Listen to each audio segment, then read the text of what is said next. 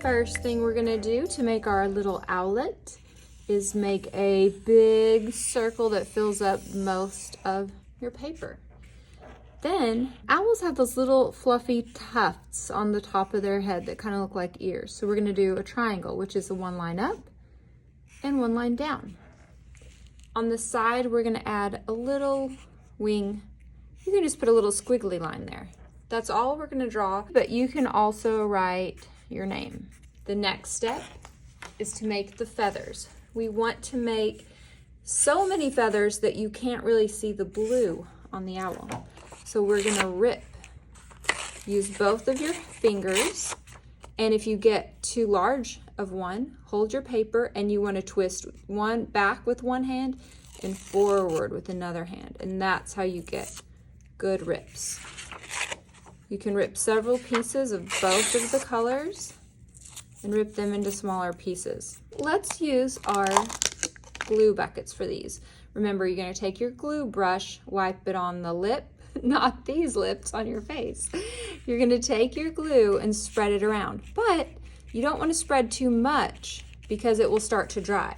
So I'm gonna wipe a little and I'm gonna take some of my papers and push them down into my glue. Once I get that done, I will take a little more glue, watch it drip, wipe it on the lip, not these lips, and then spread a little bit more. And if you already have everything ripped out, then you can just press it down. But if you don't have everything ripped out, you might want to wait until it's ripped up before you start putting it on, putting so much glue down. Oh, and you know what? I don't like that straight edge because I want my owl to look fluffy. So I'm going to turn the fluffy side out and maybe rip off and hide that straight edge. And I'm going to keep on going until he's all filled up.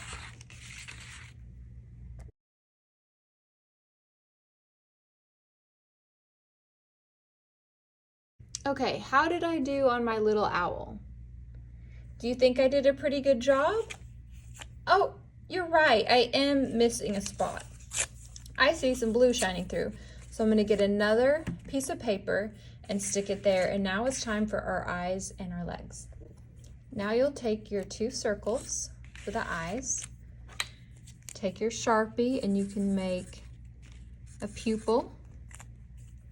You wanna get your glue, watch it drip, wipe it on the lip, put a bit of glue on the back, and find a good spot for your eye.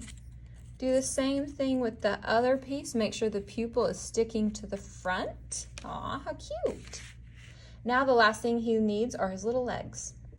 Now you're gonna get two strips, but notice how silly my owl would look if I made legs that long. I'm gonna use my scissors to make them long enough to fit to the bottom of the page, wipe my glue on the lip, and then I'm also going to cut the extra to make some little toes.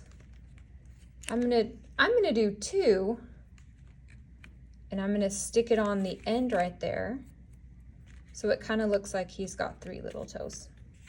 And then I can do the same thing with my other paper.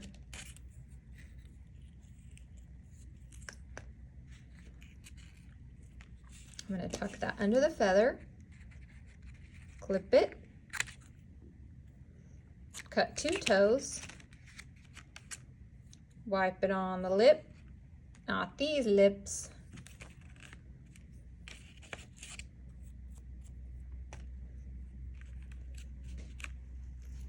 What do you think he needs? A beak?